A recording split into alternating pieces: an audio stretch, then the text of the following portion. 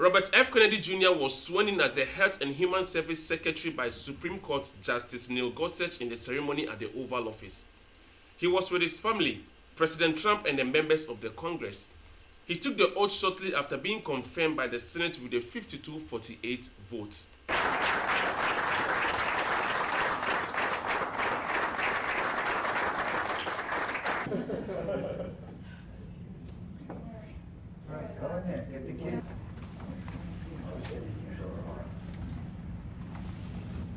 Over here, please.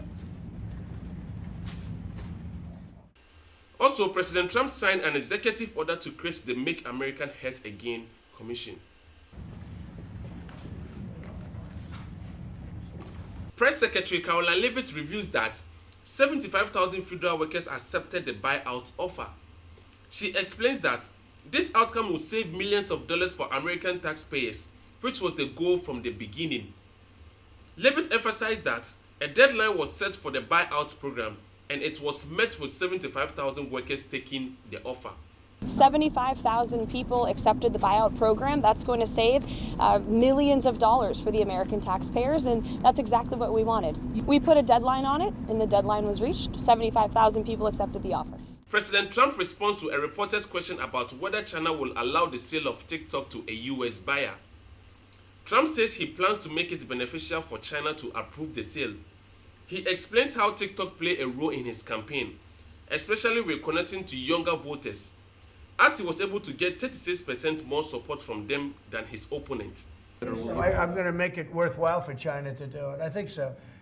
I mean, I got to know TikTok because during the election, I ended up with 36% higher than my opponent with youth, okay? That never happened before.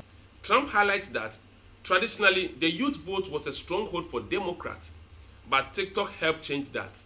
He mentions that the platform has become more positive and sees the sale of TikTok as a win for China as well.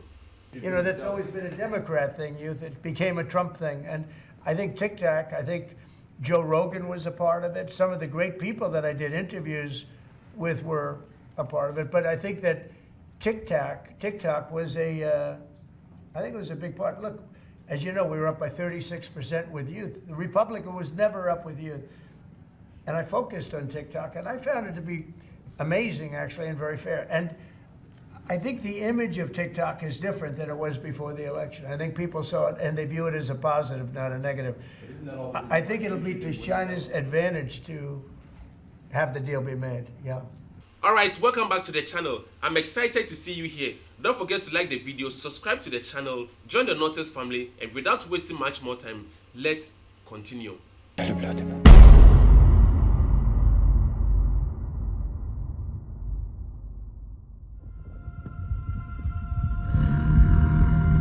President Trump has clarified that he is fully backing Ukraine, but stresses that the US needs security for the money it's sending.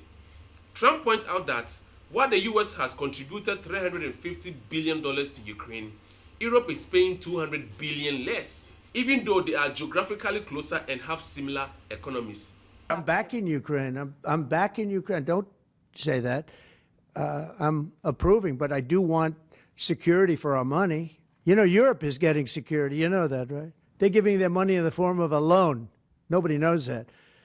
And why are we at $350 billion and Europe, which doesn't separate with an ocean like we do, we have a little thing called an ocean in between. Why is it that Europe is paying $200 billion less than us to help Ukraine? President Trump then questioned why Europe isn't paying a fair share and suggests to Biden that the US should ask for something in return, like loans or security to protect American investments. Trump criticizes the previous administration's handling of the situation, calling it incompetent, and emphasizes that despite constant attack from the radical left, the US is moving forward and doing okay. Why is it that they're not paying the kind of numbers that they should be paying? And then on top of it, and I've been saying this to Biden, I told Biden, I said, you ought to be asking for either a loan or some kind of a security, like their oil and gas or something for the money, because you're putting up much more money than Europe, and you have no security. Europe's putting up a much smaller amount, and it's in the form of a loan. because we have people that were incompetent in the last administration, grossly incompetent, and we're changing it. But we change it, and all we do is we get hit by lawsuits from the radical left all the time. But here we are, we stand, and I guess we've done okay. President Trump has criticized McConnell, calling him mentally unfit for leadership and blaming him for nearly driving the Republican Party into the ground. Trump claims that without his own involvement, the GOP wouldn't even exist today. He points out that McConnell's ability to raise money, but suggests that it wasn't due to any real leadership qualities. Trump also takes credit for getting McConnell to step down from his leadership position. Well, I feel sorry for Mitch. And I was one of the people that led. He wanted to go to the end and he wanted to stay leader. He's not equipped mentally. He wasn't equipped 10 years ago mentally, in my opinion. He'd let the Republican Party go to hell. If I didn't come along, the Republican Party wouldn't even exist right now. Mitch McConnell never really had it. He had an ability to raise money because of his position as leader, which anybody could do. You could do it even, and that's saying a lot. I was the one that got him to drop out of the leadership position. He further criticizes McConnell for voting against RFK Jr., saying it's a personal attack on Trump, but also notes that McConnell's power and influence have diminished over time. Trump expresses that RFK Jr. performed better than expected, as did others like Tulsi Gabbard and Marco Rubio, who he praises for his role as Secretary of State. He voted against Bobby. He votes against almost everything now. He's a very bitter guy, and we have a very strong party, and he's almost not even really a very powerful member. I'd say he's not he's lost his power, and it's affected his vote. And, it's one of those things. But in the meantime, Bobby did great, got more votes than anybody thought.